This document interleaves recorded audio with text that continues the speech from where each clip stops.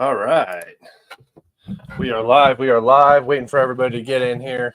Give it a second. I'm just going to go ahead and retweet my live stream on Twitter. Welcome, everybody. Welcome. Hopefully, everybody's doing good today. A little bit earlier today, so we'll see how the audience is. I tend to do these a little later in the day, but today I wanted to try an earlier live stream, so we'll see how this goes. Oh, man. I'm putting on some weight. I went from like 225 and now I'm back up to around 238 and I can see it in my face. I'm starting to gain weight. Uh-oh. Not bad weight, good weight. I've been back in the gym and dieting again and trying to get back into bodybuilding a little bit. So good weight, but still I can always tell because my face goes from like sunk in to wide. All right. Welcome in, everybody. Welcome in. Welcome in. We got a lot to talk about today. Obviously, the Iran stuff, which we'll get into a little bit later. I'm going to go over our normal Frontline updates, go over some news articles. If you guys have questions, the easiest way you can communicate with me is through Super Thanks. It's also a great way to support my work. I appreciate everybody who goes and donates questions through Super Thanks. It's super helpful for me. It's actually how I make most of my money now. Off of YouTube. Most of my videos now are hit with limited or no ads, which is okay. I don't care. The subject matter that we're talking about is usually what YouTube would consider risque. So that's the best way you guys can support my work and keep me on here every day. And if you don't, it's all good. I will always find a way to get on here and get you guys the news, but I appreciate it a lot. And you also can ask me questions that I talk about on air. So, all right. Start off with the updates from Ukraine, the frontline updates. Not a ton has happened. We got a bunch of updates for the last live stream. Usually it's a couple days of slow operations, and then on like a third or fourth day you'll get a number of advances. So we're just going to talk about some of the smaller ones. We talked about Krasnohorivka last time. The Russians have entered. They have also entered into the southern portion of the town. This area was absolutely riddled with artillery and glide bombs. The Russians then conducted a similar assault to the assault they did last time. It worked. They have gained at least a temporary foothold. Obviously, this whole situation can change at any time. But as of right now, the Russians have a foothold in both this section of the town as well as the southern section of the town. So Krasnohorivka could be in a very dangerous situation very quick, depending on how this develops and if there are reserves available to be forced into this area to push the Russians out. Let's see. Down here in Nova Mihailivka, there's not necessarily a frontline update, but we have got reports that the Ukrainians have retreated from the remaining areas of the village of Nova Mihailivka and have retreated back into Pereskavivka. This is a good thing for the Russians. It means that they will be able to level out the front here, begin applying pressure into Pereskavivka, and also begin to work on their operation south of Pobieda down the 0532, which will then apply pressure to Konstantinivka. Once a pressure is being properly applied to Konstantinivka, supply to Vuhledar and Vadyan will get much more difficult, and the Russians, I believe, will begin an operation in the south towards Vuhledar, towards this 0532 highway from basically all of these positions right here. So that's what. This is where I have my eyes. I think that the Russians are going to move here quickly once Nova Mihailivka and this area north of Pobieda falls. All right, over to Chasiv Yar. No new updates. Remember, Pervomaisky had been captured. The Russians are reportedly in this area of Umansk fighting, although we do not have a geolocation yet, so no updates on that. And then Semenkivka is about half captured now. Talked about that last time.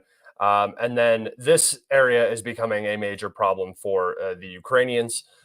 They need to push the Russians out of this, especially this urban area right here, if the Russians gain a foothold here, it's going to severely complicate the entire defense in this region. Once these two settlements are taken and pressure begins to properly be put on Orchitny, this is the high ground right here. This is the major goal. If the Russians reach Orchitny, this entire area basically becomes undefendable, untenable for the Ukrainians. So they're trying to defend this with all they can. Unfortunately, the Russians are making advances in different areas that are definitely going to put pressure on Orchitny and make the Ukrainians either rush reserves in to again push the Russians out, or give up this area. And I say Russian reserves because I just don't know how available Ukrainian reserves are right now. It's seeming like they're giving up a lot of territory that they wouldn't normally want to give up, and they shouldn't give up if they had the manpower to hold it. So it's beginning to look like the Ukrainians are definitely struggling to provide mobile reserves. Okay.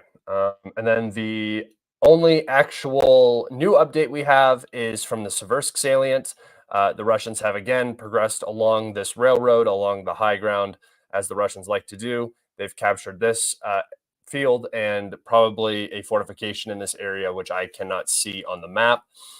They are now within 3 kilometers of Vamika. So very close now to this settlement. And what that represents to the larger picture is the dead center of the Seversk salient, right? So as soon as the Russians reach this line right here, which they are progressing from the north here, they captured this large fortification. They're on a straight shot road now to Seversk once they progress out of this area, as well as following the railroad up to Seversk from the south. I believe that we will also see an operation to begin through these settlements towards Seversk. Seversk is being reported by multiple, both Ukrainian and Russian sources, as being a very, very hot area of the front now. It wasn't for a very long time, so this is a change. They're saying more munitions are flying in this area than basically all other areas of the front. So keep your eye on the Seversk salient. I do believe that the Russians are pushing hard here, and they want to level out the front, capture this forestry and level out the front along the Seversk-Bakhmut line, which makes sense, right? Because then the operation for Chasiv Yar and for the rest of the Donbass urban conglomerate here will become much, much easier. It'll actually be very difficult for the Ukrainians to hold these settlements. I can actually take us over to the topographical map, and I'll show you guys what I'm talking about.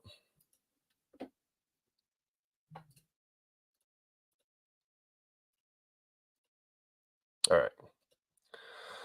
So obviously here you have Seversk. It's again in a low-lying area. Here's Chasiv Yar. Chasiv Yar is on the high ground, right? And then here's Konstantinivka, Druskivka, Kramatorsk, Slavyansk, all in this valley. So if the Russians gain control over this hill, basically what I was saying was that can I draw? Oh no, that's share.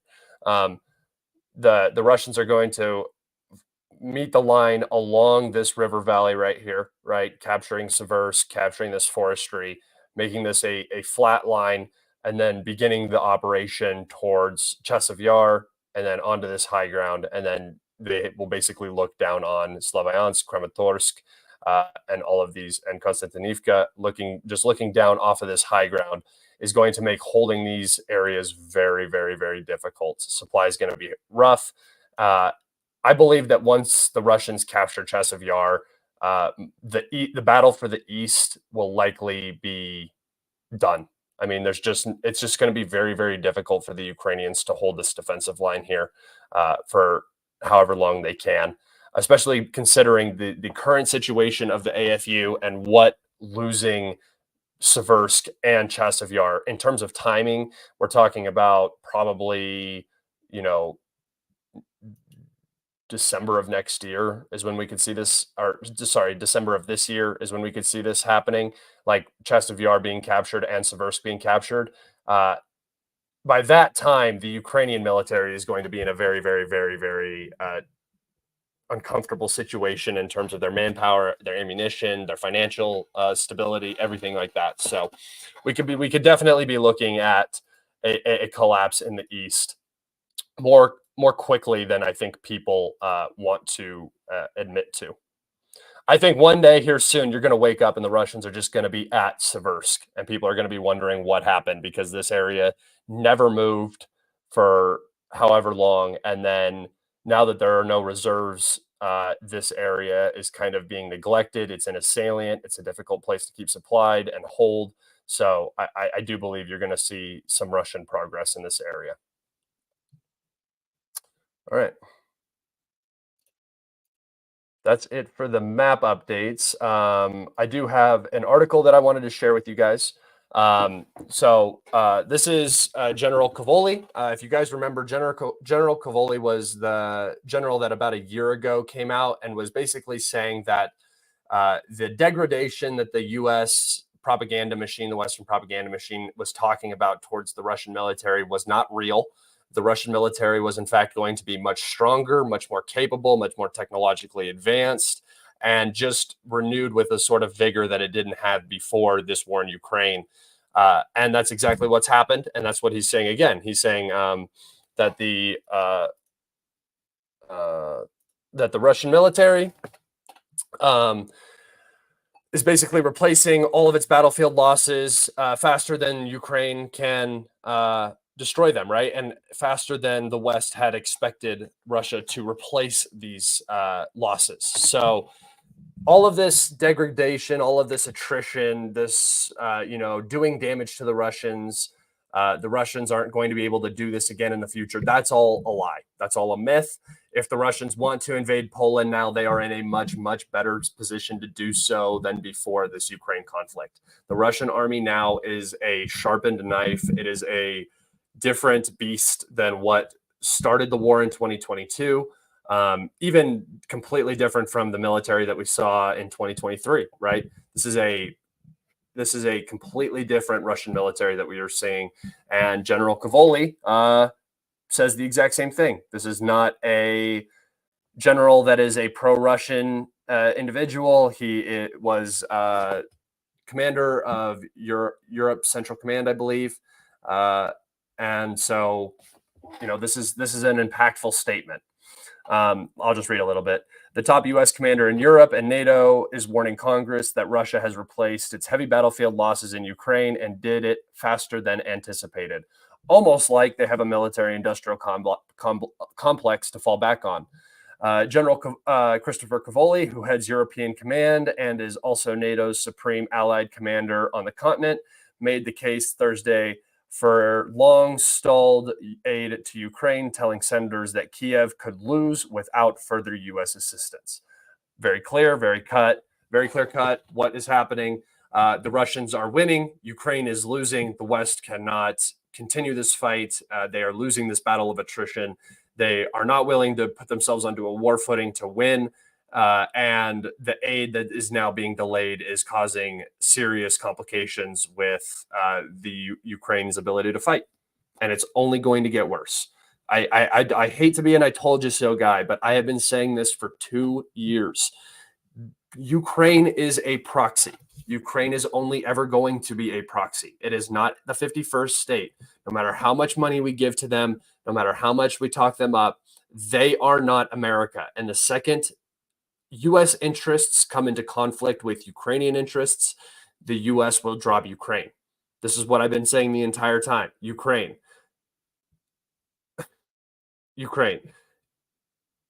You are choosing death. That's what you're choosing. Every time you are going against the pragmatic interests of your country, every time you are choosing to go along with the U.S. narrative, with the U.S. plans, the U.S. plans are, they include the destruction of Ukraine. Ukraine is not some protected jewel of Europe. No, Ukraine is a means to an end. They are meat. They are just human bodies that can be thrown at Russia to try to force regime change in Russia. That hasn't happened. And now the U.S. is just stuck with Ukraine, stuck with the Ukraine project. It can't get away from it because it has made so much so many statements, has talked so much about how Ukraine is defending Europe, defending democracy, this, that, and the other. The situation is now developing where is Ukraine still defending democracy? Because the US is not really willing to give money to defend that democracy, right? Is Ukraine really defending democracy when they don't have elections? Not really, right? So the narrative hole that the U.S. has dug for themselves, the narrative hole that Ukraine has dug for themselves, is beginning to fill with water, and they've dug so deep that they have no choice but to keep digging. Right, the only way out of this hole is to keep digging. And if anybody knows how gravity and holes work, that's not a very good plan. So that's what we're dealing with now. It looks like this is just going to be a continued sort of event where, we have these people coming out and saying that Ukraine is going to lose, Ukraine this, Ukraine that, and yet nothing seems to be changing domestically. There still has not been a bill brought to the House. It could happen, but it still hasn't happened. It seems like there is a deadlock on Israel aid from the Democrats, a deadlock on Ukraine aid from the Republicans, and an inability for the Republicans or the Democrats to come to any sort of consensus on a border security policy deal. So it's going to be very, very hard. We're getting into a position where if Ukraine loses before the election, the Republicans could potentially use that against Biden. If Ukraine loses after the election, the Democrats will use that against Biden, or the Democrats will use that against the Republicans. So at the end of the day, I think that the aid will eventually pass. I think that this project is too big for the U.S. to walk away from in the way that they wish that they could. What that aid looks like is mostly just going to be a U.S. military industrial complex stimulus package. And then Ukraine will be forgotten about is how I go about it. 24-hour jukebox. Are you boring CTO? That looks like the same thing. I'm sorry I missed your message yesterday on the Twitter space. I don't go into my message request very often, so I'm sorry that I missed that. He had asked to get brought up, and I think I ignored him. So I was a co-host, but I don't really do much co-hosting, actual hosting. So I apologize for that. Let's see. If you guys have questions, go ahead and get some questions in. I'm going to take us over to our Twitter, my Twitter, and we can talk about some of the stuff going on. Bookmarks. And then we will talk about Iran as the final topic. So some things that happened. We saw one of the largest thermal power plants in Kiev get struck by multiple Russian missiles. This isn't really a particularly new case. I mean, this is a big deal that this happened. Obviously, the destruction is pretty total and complete. There is no power generation coming from this facility anymore. But really, the interesting aspect of this was that the Russians utilized according to the Ukrainian sources, the Russians utilized the new KH-69 or X-69 missile, which is what the Ukrainians and what the West are calling a copy of the Storm Shadow or Taurus. This is a small cruise missile with a range of around 400 kilometers. It is the replacement, if you guys can see back here, for this missile, the X-59. The X-59 has been utilized to great effect recently in the SMO.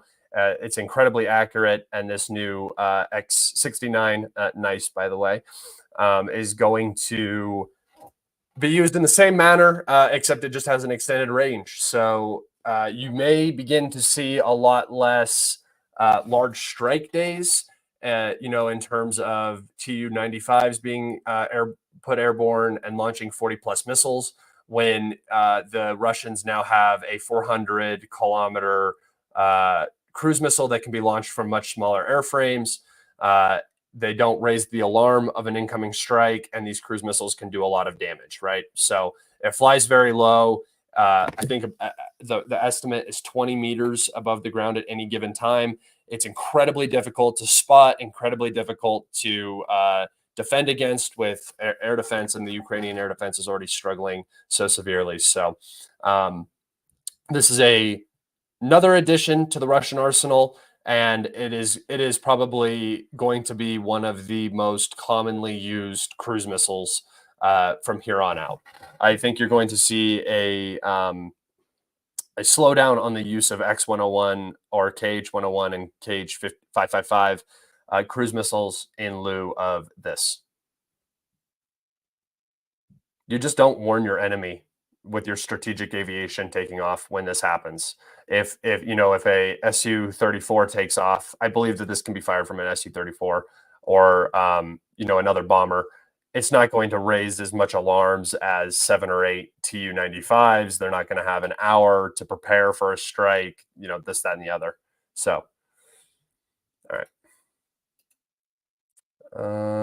Is that all I had? There's just been not a lot going on recently in terms of like actual news, but we can talk about Iran. Let's get into Iran. So, basically, today, so far, there have been dozens of nations talking about restricting travel for their citizens to Iran and Israel. This makes sense because U.S. intelligence has basically been talking about for days now that the Iranians are going to strike Israel with hundreds of drones and missiles in response to the Israeli strike on the Iranian consulate in Damascus, which was right next to the Iranian embassy. This was a strike on Iranian sovereign territory and an obvious escalation from Israel. I believe that Israel is looking for a response. It appears now that most of the fighting in Gaza has completely subsided. Israel has put a pause to its operations in Gaza, not officially, but in terms of the fighting that we're seeing, it's slowed down tremendously. Potentially preparing for an operation in Rafah. They have pulled out a brigade from Yan Kunis. So Yan Kunis has seen some more Hamas activity as of recently. And all of this looks like preparation for a potential war with Iran. It looks like Israel, it's exactly what Israel wants. I mean, you don't go striking sovereign territory and consulates and killing generals if you don't want a war with somebody. And I don't know if Israel just thought that potentially Iran would do nothing when their sovereign territory was struck, but I don't believe that's the case. It seems like U.S. intelligence is keened up to a strike today. So we'll be on the lookout for that. I will cover that completely and totally. By the way, guys, if you are listening here and you do not follow me on YouTube or Twitter or Telegram, please go do so. Kalibrated on YouTube. If you go into the description of the video on YouTube, you will see my Telegram and my Twitter. You can follow both of those there. That's how you can receive constant updates as well as information on when my live stream is starting. So with that being said, the Iranians are expected to attack today. That's what U.S. intelligence has been saying. That's what British intelligence has said. That's what basically every country on the globe seems to think. They're all requesting that their citizens do not travel to Iran or Israel and avoid public places, so on and so forth. The usual recommendations when a place is about to go to war.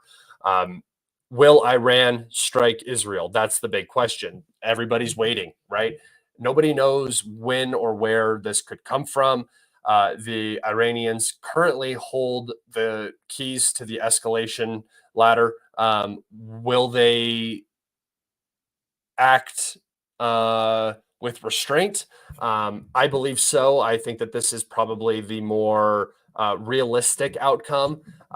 All Israel wants right now is an expanded war. They want U.S. involvement. They know that what is happening in Gaza is not working out to their advantage. They know that they can't win a war with Hezbollah in southern Lebanon. So they want Iran to strike. They want this escalation. There's no other way around it. They're preparing for it. They've already talked about retaliatory strikes against Iran for an Iranian strike on Israeli territory. I don't really think the Israelis understand how retaliation works. The Israelis struck an Iranian consulate, killed Iranian generals, and it was on Iranian sovereign territory in a third nation, which would be Syria. This violates multiple international laws, multiple international norms when it comes to diplomacy. This was a huge mistake. This was a colossal fuck up. And now Israel's is in a position where they're going to retaliate if the Iranians retaliate. I don't think the eye for an eye thing is really understood here very well. That's not retaliation. That's just you escalating because you don't like what happened to you, right? You thought you had impunity to strike wherever and whenever you wanted. I'm talking about the Israelis. And if the Iranians strike you back, that is a tit for tat. The Israelis are not going to accept that. What they want is an expanded war. And with a strike from Iranian territory on Israeli soil, which is what everybody is expecting, this will escalate into a regional war. We could be looking at, Iranian nuclear facilities getting struck here soon. We could look at multiple different scenarios playing out. We just don't know. I would recommend everybody go and buy some gold, go and buy some gasoline, because all of that is only going to get more and more expensive, and it's just going to get. I honestly have very little hope for the situation in the Middle East to diffuse itself. I think we are going to be looking at a much wider regional war here very soon. So get ready for that. Scott, you hitting the gym? Yes, sir. I hit the gym every day. I would go crazy if I didn't. I'm like a Australian shepherd dog, like a herding dog. Like, not recommended for apartments and stuff like that. I need to get out and do stuff. I need to burn off my energy, my piss and vinegar, or I just go crazy and start getting into trouble. Especially with women. Got to be careful. I'm in a long-term committed relationship right now, so I gotta keep myself occupied. I saw some questions, so I'm going to go back.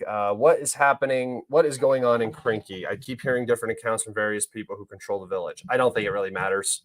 I hope the Ukrainians are still sending guys across the river, and because it's such a waste of manpower. It's unbelievable. Let me rephrase that. I hope they're not doing that because I don't want people to die.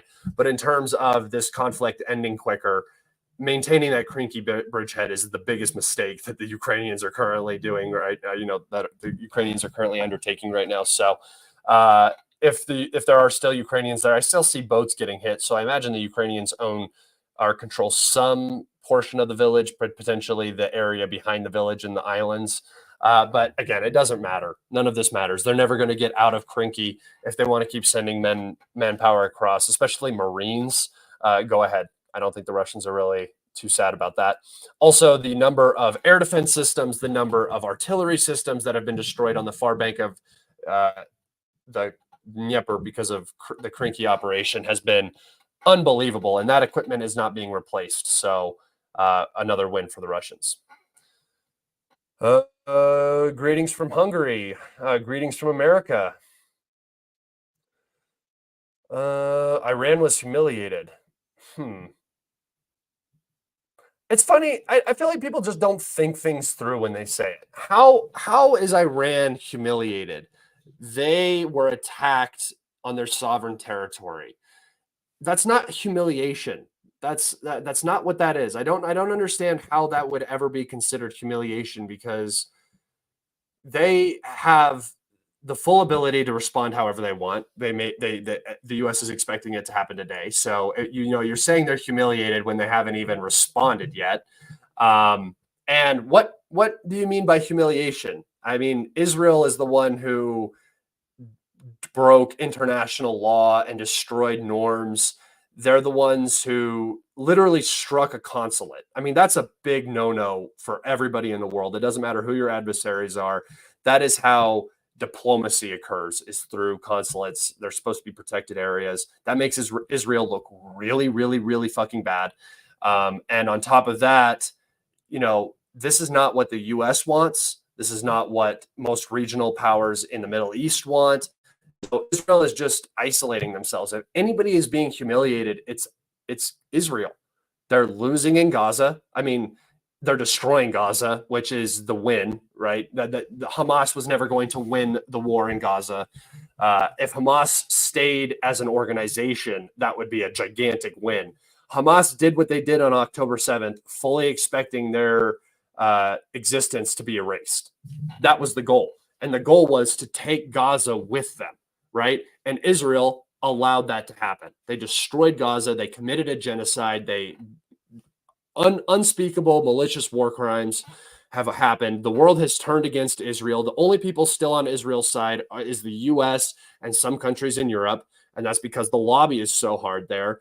And even them, I mean, they're talking about how civilian casualties need to be reduced, red lines if Ukraine or if Israel invades Rafah, stuff like this. Not saying that's actually going to happen, but even the fact that it's being talked about by the biggest supporter of Israel, literally the people who established the Israeli state, that's bad. That's a bad sign. That's not what you want. So I don't know how Iran got humiliated. Iran looks like the rational adult dealing with Israel, which is a very bad look because you want Iran to look like the totalitarian regime that reacts provocatively to everything and is a terrorist country. It's the roles have literally flipped in the region. It's just ridiculous. Calibrated, will Chasiv Yar turn into a cauldron battle, forcing a Ukrainian encirclement? Probably not. Just with the way that the city's laid out, I'll show you guys here. Just with the way the city is laid out, you can't actually. I mean, you can technically. I believe that the Russians will push in from the north and from the south. But if you look back here, there are just so many paved roads in and out of the city. I mean, this is a hub, right?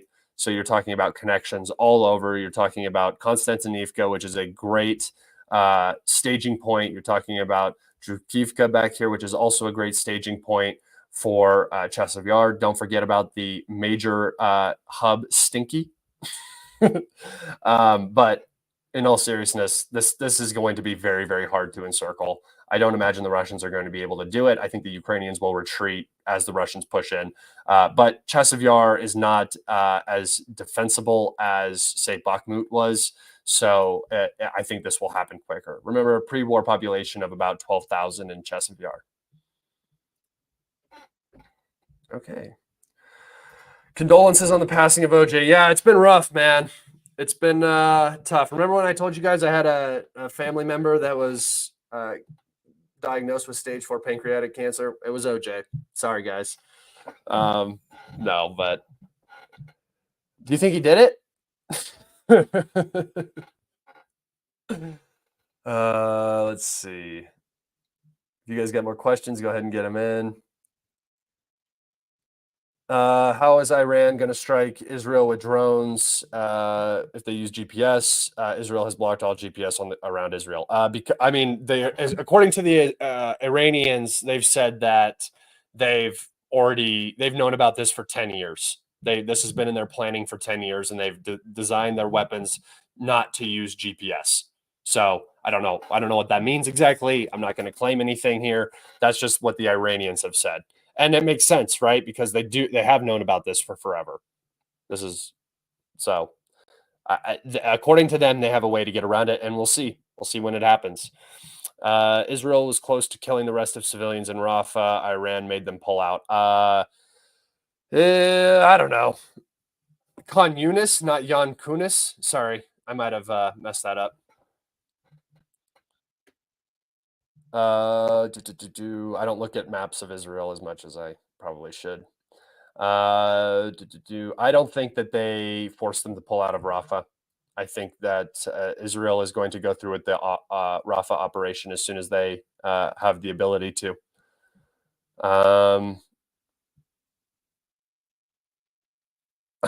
What do you call a deer with no eyes? I have no idea. That's funny. All right. Two questions.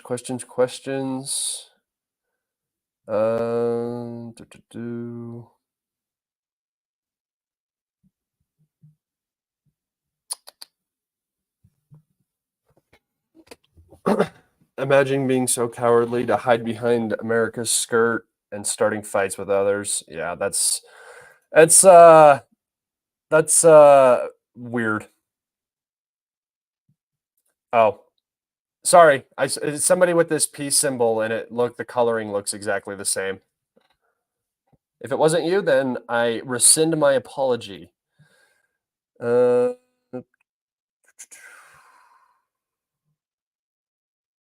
Let's see. If you guys have any questions, go ahead and get them in. All right, here we go. Given Iran's much larger population, wouldn't a war with Iran be catastrophic for Israel? Yeah, no, I think you misunderstand. When you're talking about a war between Iran and Israel, you're pretty much talking about the destruction of both of these states. It's not going to be. I doubt there will be even many men fighting a war against each other in this battle. You're just going to see a lot of long-range missile strikes. The proxies are going to do their things.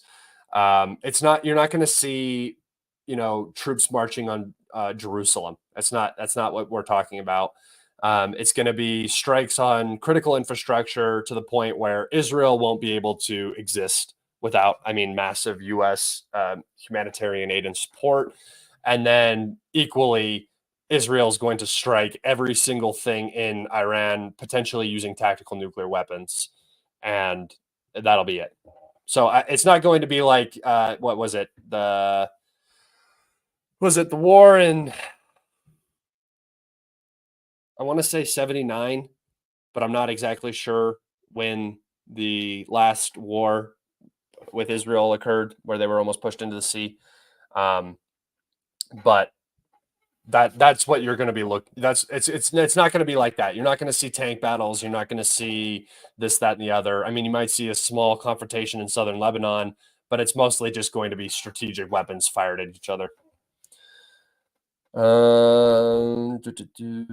Let's see. When can we expect Chasiv Yar to fall? No idea. I think that the Russians are right now focused on pushing out to the canal.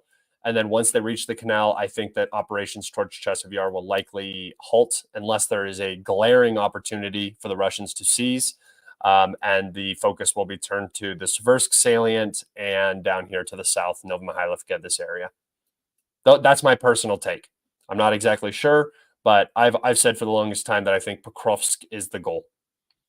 Pokrovsk is like the southern Izium. It opens up the back door to Slavyansk, Kramatorsk, Konstantinivka, Druzhkivka. It really makes it so that a Ukrainian retreat from these areas needs to be done early or, risk being actually cut off.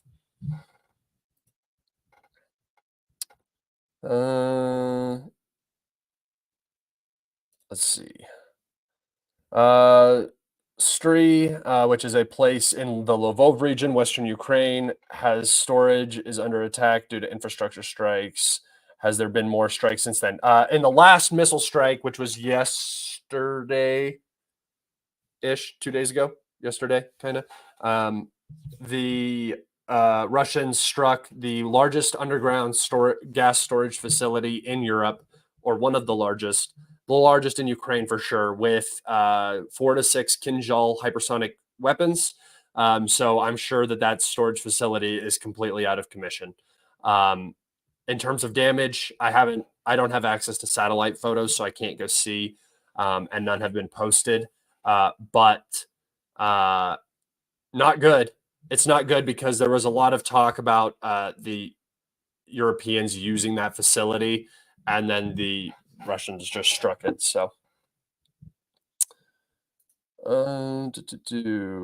clicking for title. What do you think is going to happen regarding Iran? I think that the Iranians are going to do a limited strike that is going to be meant to appease the people who are very upset with Iran, probably try to put Iran in its place a little bit. And then following that, we will see a massive escalation from Israel that Iran won't be able to turn away from. So, like I said, guys, if you have a plan, a bug out bag, that sort of stuff, if you don't have it, now would be a good time to set that up. Just prepare yourself. Just have some extra food. I have like a year and a half's worth of extra food in my house because of that exact thing. And guess what? During COVID, when COVID happened and I was locked in my house, I did not need for toilet paper. I did not need for paper towels, anything like that. I had it all ready to go, and it was very, very convenient. So make sure you guys go and take care of yourselves and your families. Is weed legal in Mexico? I have no idea. It's legal in New Mexico, and it's also legal in Colorado, and that's where I spend a good majority of my time. So I only know the laws that apply to me. What happened to all the Ukrainian air defense systems at the start of the year? They were shooting down planes constantly, but now planes are reaching Chasiv Yar. Is the shortage that bad? Yes. Ukrainian air defense is almost non-existent on the front line, and deep now it's almost becoming non-existent as well. The main issue is that the IRIS-T and the Patriot systems that still remain don't have ammunition. Most of the S-300 systems have been destroyed, or they're out of missiles as well. We saw the last gasp of Ukrainian air defense when they began bringing Patriots, IRIS-Ts, NASAMs, and S-300s very close to the front in the attempt to prevent glide bomb strikes on places like Kharkov and Chasiv Yar. Those were all immediately destroyed. Russian ISR is just way too strong now. And as we've seen, if you guys follow me on Twitter or Telegram, you can see 3 videos today, one from Kharkov, one from Zaporozhye, and one from, I believe, Kramatorsk, Slavyansk, somewhere in that area. And it's just Russian drones hovering thousands of feet above these locations with 4K cameras on the drones, watching people walk in and out of buildings, basically, and orchestrating these strikes. So Russian ISR has greatly improved, and that has meant basically the death of the Ukrainian air defense network. And it's not going to be replaced. I mean, they're talking about 7 Patriot batteries. The Ukrainians have lost more than 7 batteries of air defense this year alone. So that influx of air defense won't make a difference. Also, we want you to deliver 7 Patriot air defense systems, but we know that you don't have the interceptors to provide with those air defense systems. And that's really what the Ukrainians need. It's the missiles. It's not the actual systems.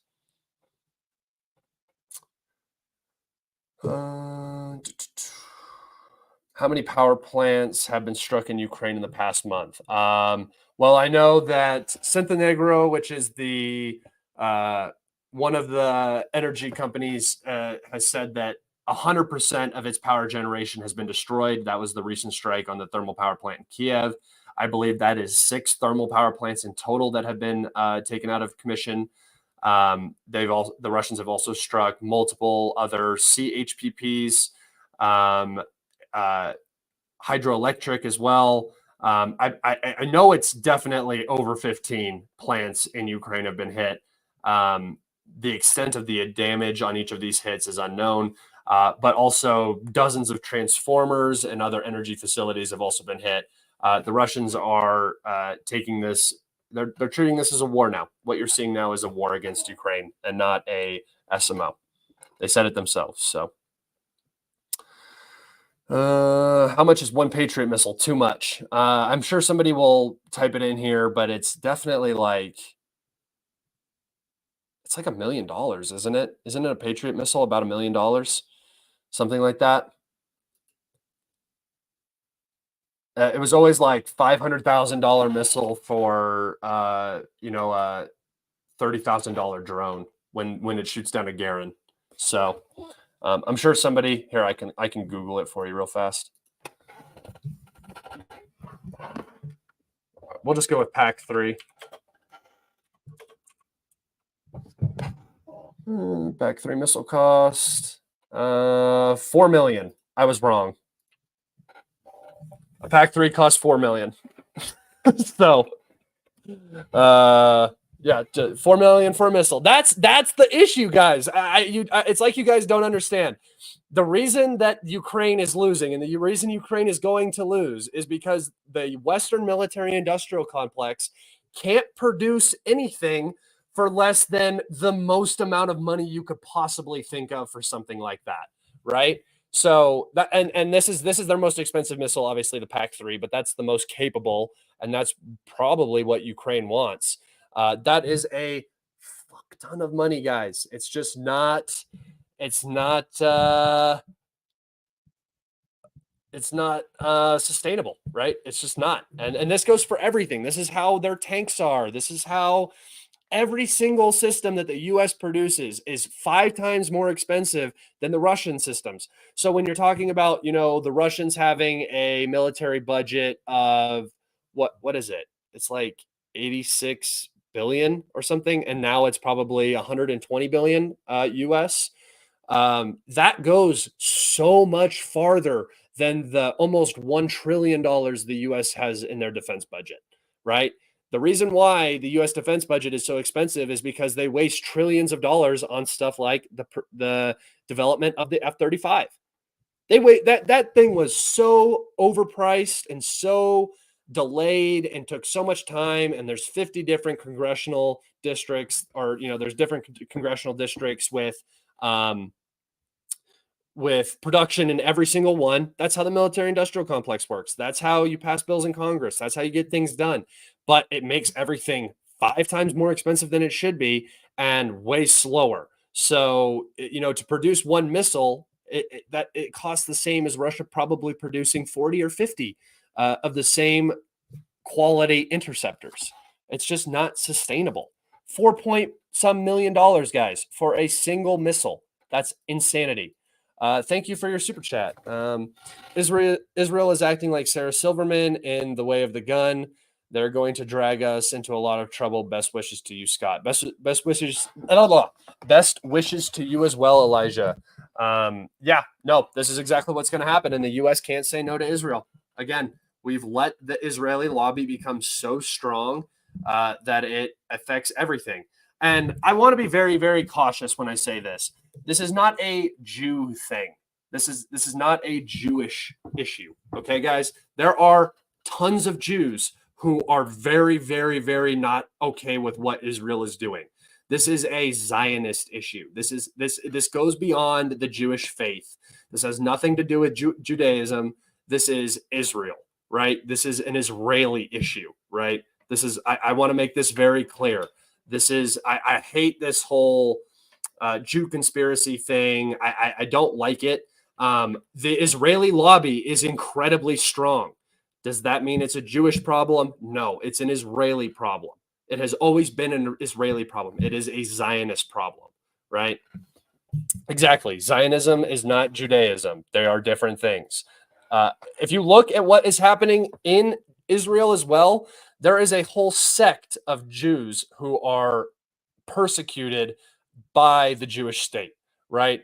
Especially the Orthodox, because they don't have to serve in the military. A lot of people see them as kind of like draft dodging sort of a group, but that's like 30% of the Israeli population, and they are not treated very well. It is not a Jew thing, it is a Zionist thing.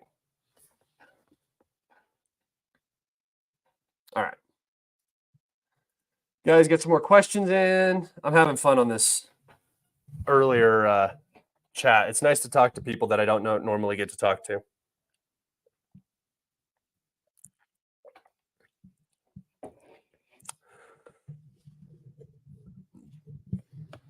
Let's see. What is going on in Turney?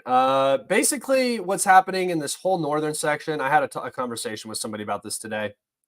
I get a bunch of pro-Russian doomers come talk to me for for some reason. This is a very consistent thing, which is funny that that's even a thing anymore, considering how the conflict is going. But we had reports that the Russians had conducted an assault and made it into Turney. The Ukrainians cannot lose this area, so they have brought in a considerable number of reserves. In terms of manpower disposition, the Ukrainians have the advantage in this region, Kharkov and LPR. They have a numerical advantage, at least on the front. I believe that the Russians probably have a numerical advantage in terms of what they have behind the lines, but they don't commit that. They rotate their troops out, which the Ukrainians do not. So, the Russians might have a manpower advantage on paper, but in terms of on the actual line of contact, they do not. And this means that the Ukrainians are able to push back Russian offensives in certain areas, and particularly here, because if the Russians reach this road, cut off Turney, they'll be able to push south very easily, capturing most of this, push north very easily, capturing most of this, and that's going to set the Ukrainians back massively in this area. So the Ukrainians are fighting very, very hard here. This is where we've seen, if you guys pay attention, you know that almost every Leopard 2A5 that Ukraine was given was lost in like this little area trying to cross over this bridge, right? Right here and right here. So, this has been a very costly situation. The Russians just launched Clyde bombs and artillery here all day. According to, Ukrainian leadership and U.S. leadership, the ratio is currently 5-1 in terms of artillery shells being fired, which should tell you guys a lot, because the side that has 5 artillery shells flying is going to have a lot more casualties than the side that has, one artillery shell coming in for every 5 that they fire. Like, this is something you guys have to start recognizing and not getting down on yourselves about. Like, if you're a pro-Russian, you have to understand that this right here, like this, like a failed assault or something going wrong somewhere, the pro-Ukrainians are going to talk it up. That's all they're going to talk about. 4 Russian vehicles were destroyed and some guys died, this, that, and the other. It's what you don't see that matters in this war. And what you don't see is the massive volume of artillery that the Russians are using, and they have a distinct advantage. The hundreds of glide bombs that drop every day that are causing immense casualties behind the lines that aren't being talked about. There are no glide bombs coming the other direction. Like, I hope you guys realize this. 100 glide bombs go one way and none come back. That means something very, very significant. Also, in terms of like HIMARS strikes, we've seen 3 or 4 HIMARS strikes in the past month. We saw the one in Kherson on the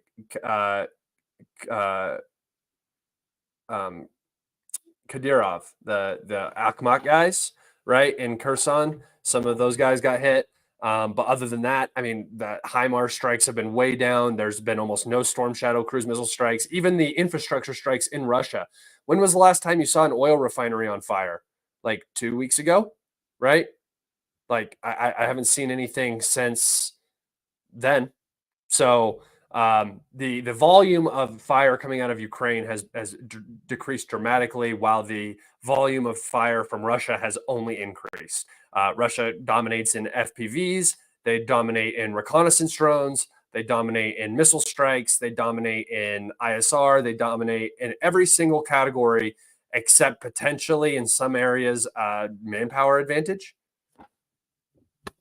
You guys have to look at this war as from an analytical viewpoint, not from an emotional viewpoint. You have to get used to watching men die. Is basically what you have to do. You have to watch Ukrainians die. You have to watch Russians die, and you have to not let that you cannot let anecdotal videos, completely shift the way you perceive a given situation. That's exactly what propaganda is. That's exactly what propaganda tries to do. The reason why you see so much, you see more Russian FPV strikes than you do Ukrainians, but the reason why you see so many Ukrainian FPV strikes is because that's the only thing that they have. They're literally replacing artillery fire with FPVs.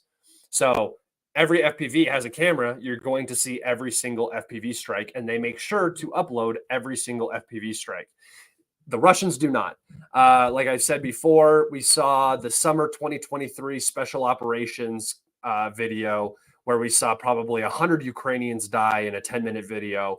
And that was just in the Sumy region, right, from cross-border raids. and that was released in December or January of 2024. So the Russians do not release videos. In that 10-minute special operations video too that they released, there was a Patriot that was hit by a Lancet. So, I mean, this is the Russians do not release all of the videos they have. They never will. OPSEC is far more important than it is to the Ukrainians.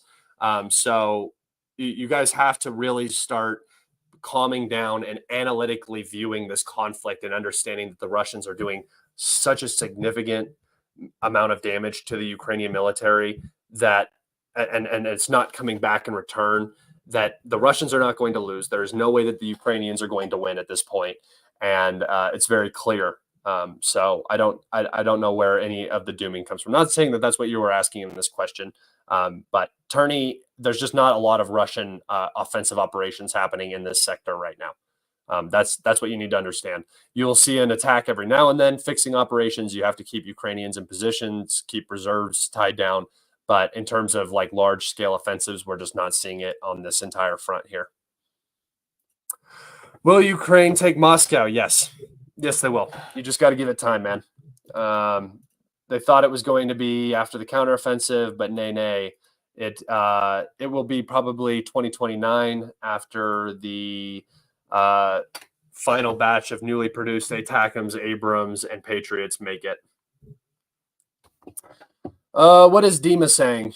I don't watch a lot of other YouTubers. I feel like if you watch other people, you'll let their ideas seep into your way of thinking, and not that that's necessarily a bad thing to do. I just would hate for you guys to be like, oh, I just will listen to Dima say this exact same thing, because that's what happens when you're taking in information. Your brain starts to get stuck on certain things. And if you're watching somebody who's also doing mapping and stuff, that's what happens. What did Dima say, though? Let me know what Dima said.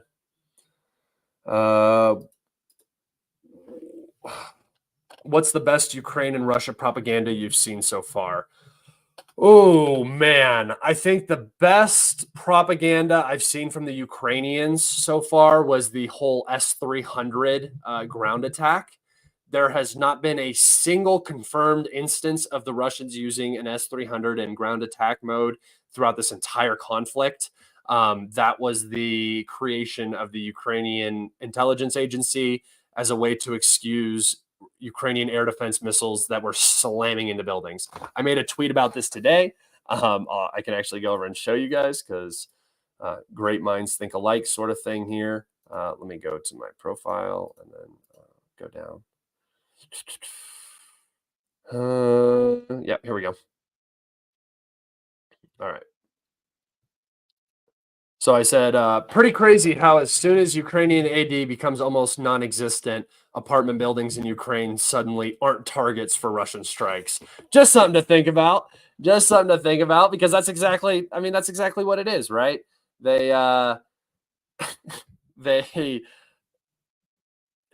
claim that all the Russians are doing is striking Ukrainian infrastructure, or Ukrainian civilians, and then that stops. And then this is hilarious. So then this guy, Kyle Glenn, who is a pretty large pro-Ukrainian account, decided to come in and argue with me and said destroyed hospital in Voshnansk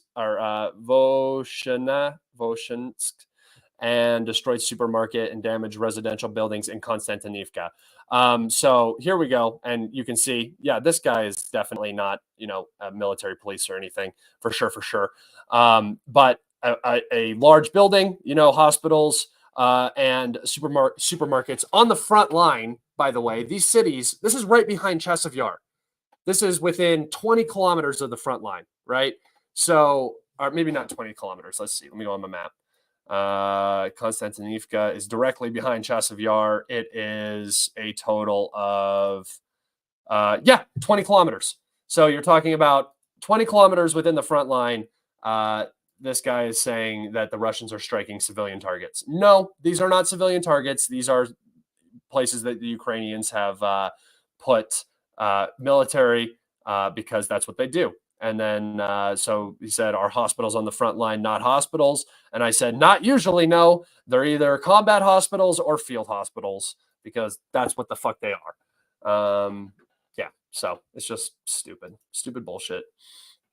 Remember Zelensky said Eurovision will be in Mariupol. Yeah, they also said that there was going to be a summer beach party in Crimea and that Prigozhin was going to take over Moscow. He was marching to Moscow and all that good stuff. So there was another question about the propaganda that I saw that I went over. All right, I talked about it, but the best Russian propaganda I've seen from this war.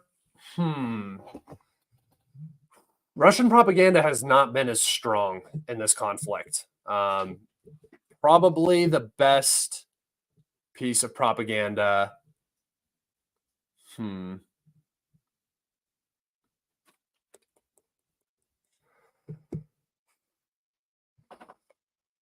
don't know. I think the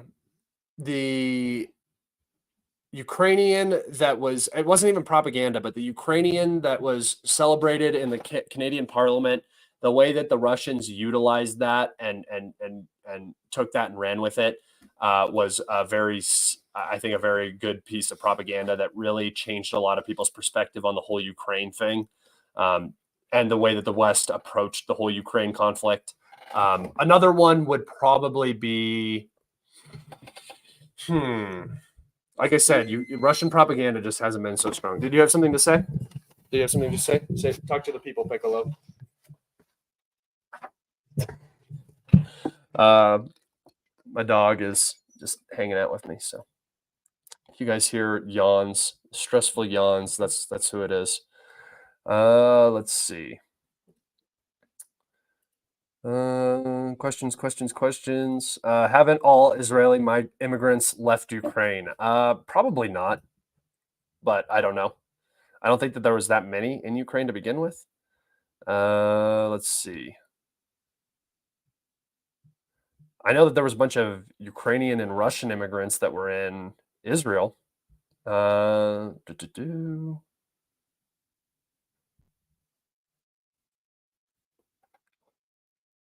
just looking for questions. If you guys have any questions, if not, I'll wrap. Oh, here we go. Question. What is your take on the Ukrainians building fortified lines? Do you think it will slow down the Russians when they reach it? No. So here's a huge problem. I mean, yes, any fortifications are going to help. Anything you can hide behind is going to help. Don't get me wrong. The issue with these is that, one, they're being built last minute.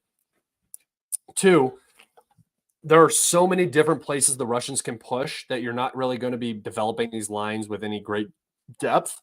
And then three, what are you going to defend these lines with? We're already seeing that the trenches have stopped working because of Russian glide munitions, right? They just bomb everything out and then move in whenever nothing is there to fight. That's what's going to happen with these new fortifications. If you don't have artillery to utilize the fortifications, like the whole point of fortifications, right, is that you force the enemy into some sort of pocket or narrow area where they have to advance because it's the easiest area to advance, and that's where you focus all of your fire support. If you don't have fire support, the fortifications don't work as well, and they will probably honestly be utilized by the Russians better than they will be utilized by the Ukrainians once they're reached and taken.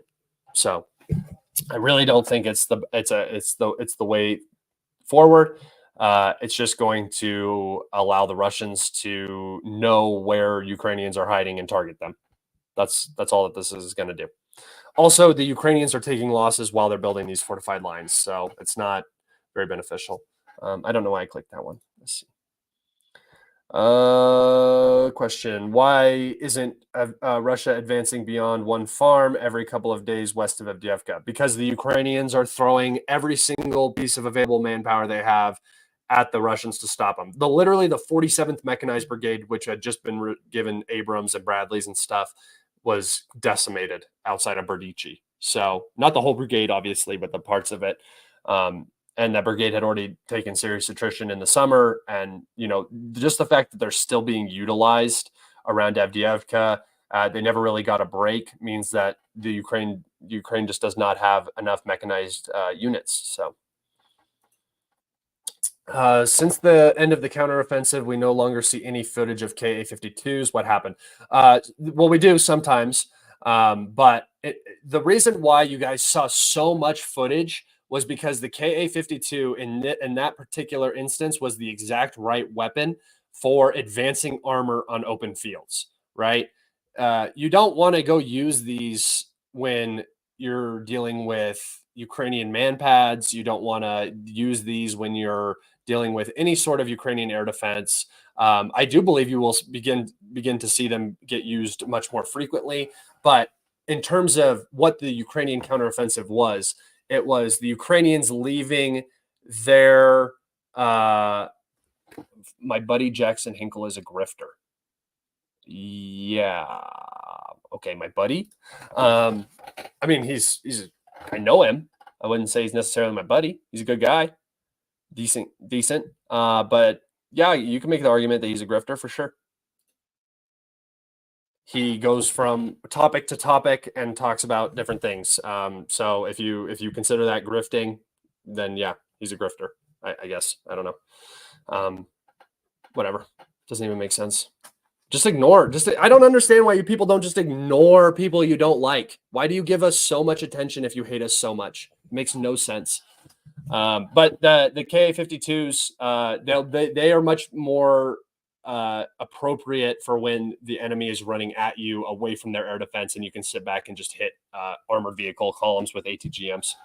It's not as applicable, especially because glide bombs are much safer. They don't risk a crew. They don't risk an aircraft the same way, and they get the job done in a much better fashion than a Ka-52 does. They're still around though, if that's what you mean. It's not like they're all gone. Question: due to lack of air defense, drones have reached Kiev. What strategic military locations what strategic military locations could be heavily targeted over the next months? I think I understand what you're saying.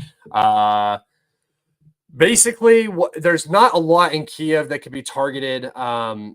It's mostly logistics, right? You want to interrupt logistics. That's what a lot of these deep strikes are. That's a lot of what these infrastructure strikes are. They're just disrupting logistics. So anywhere where you can disrupt logistics, anywhere where you could hit ammunition storage, anything like that, that's the goal of these strikes. So I don't know what targets necessarily. I would say that the biggest thing, if there's drones flying over Kiev, is that you can begin decapitating, assassinating basically leadership. Let's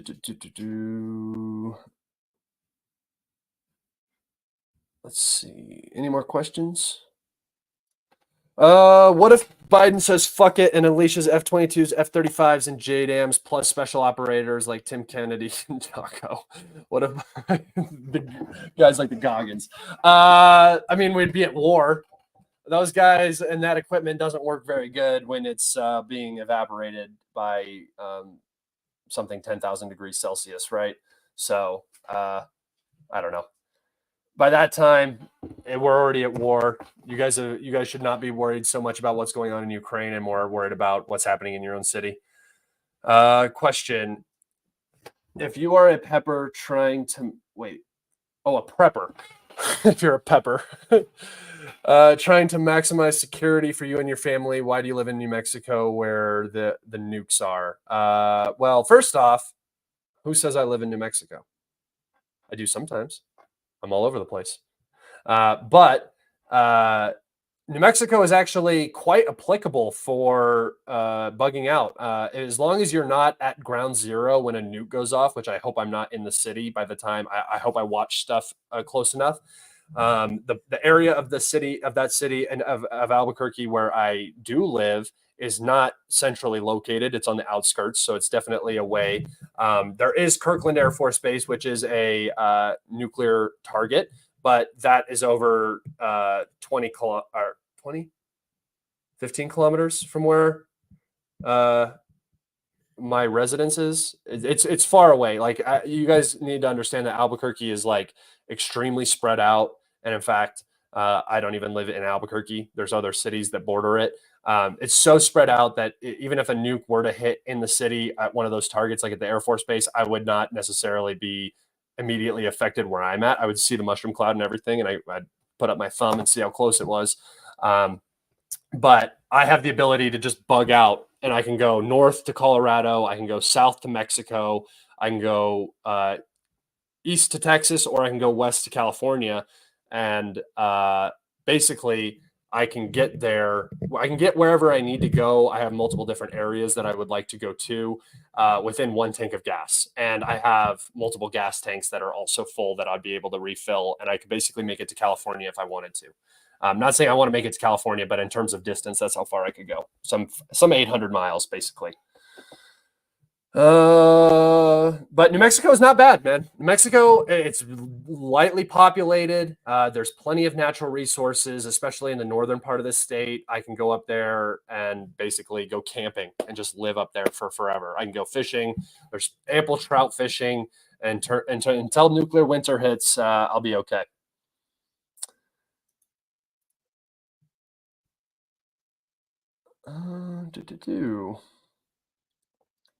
Question: what airport will the F-35s and F-16s even take off from inside of Ukraine? Maybe Poland or Czech Republic.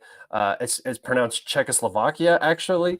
And no, there will be no F-16s, or I don't even think F-16s are going to get delivered to Ukraine. I don't know where they're going to operate from. Any base that is a potential operating area is going to be struck immediately. I mean, it's going to be so obvious where these planes are. You'll just crater the tarmac, and then they won't be able to take off. That's what's going to end up happening.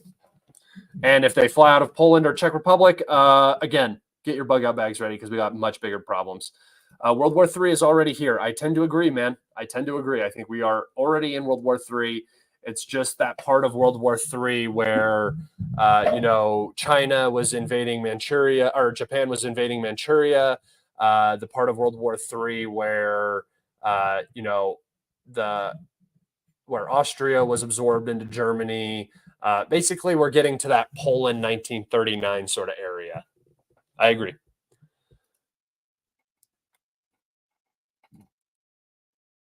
Okay, first off, I've been playing Fallout since I was like a 7-year-old kid, so I definitely know the thumb reference outside of the TV show. But the TV show is very good. You guys should go check it out. I thought it was going to be so stupid. It looked so bad. It looked way too clean and weird, and it's actually very good. So far, the first episode.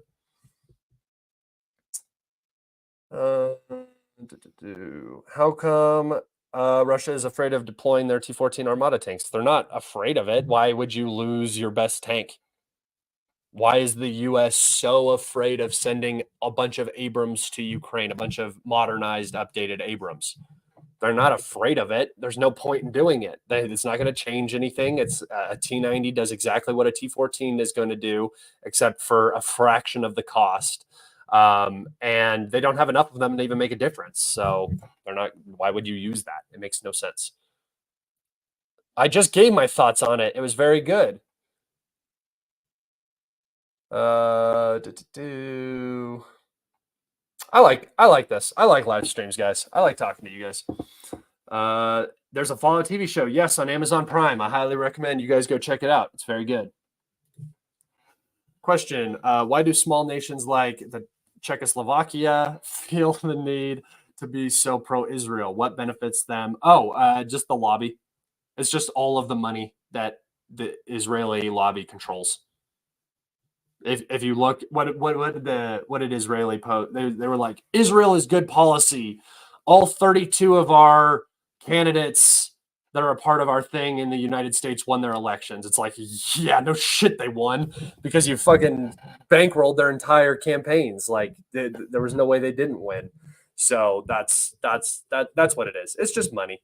Money talks. Israel is the US's and Europe's means of sphere of influence in the Middle East. It is their operational base out of the Middle East. So the U.S. can't, geostrategically, the U.S. can't let Israel lose.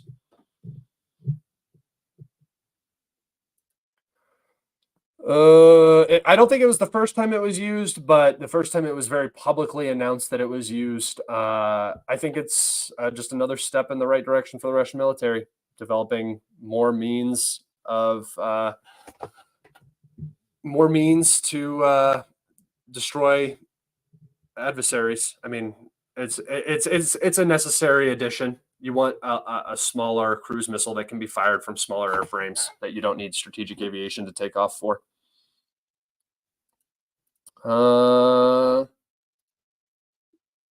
Could you ever see Zelensky getting replaced? Yes, very easily. What? What about it, dude? What about it? What about Czechoslovakia is so fucking funny? You guys, your loyalty is to the Republic. Mine is to the Empire. All right. I think that's where I'm going to wrap it up, guys. It's been an hour and 14. Thank you so much. I appreciate everybody who's new, who came on here. Remember, guys, give this a thumbs up if you don't mind. It helps me out. It gets this seen by more people. Subscribe if you have not already subscribed. And follow me on Twitter and Instagram. If you are watching in YouTube, you can find that in the description. If you are watching on Twitter, I think you're already following me. And if you want to find my Telegram, you can do so by going to my YouTube and checking the description. All right. Take care, everybody. Have a great rest of your day. Have a great weekend. Tune in tomorrow for the roundtable. It will be another good one. And I should be getting some more videos up soon. So I'm glad you guys could join me today, and be safe and take care. Bye.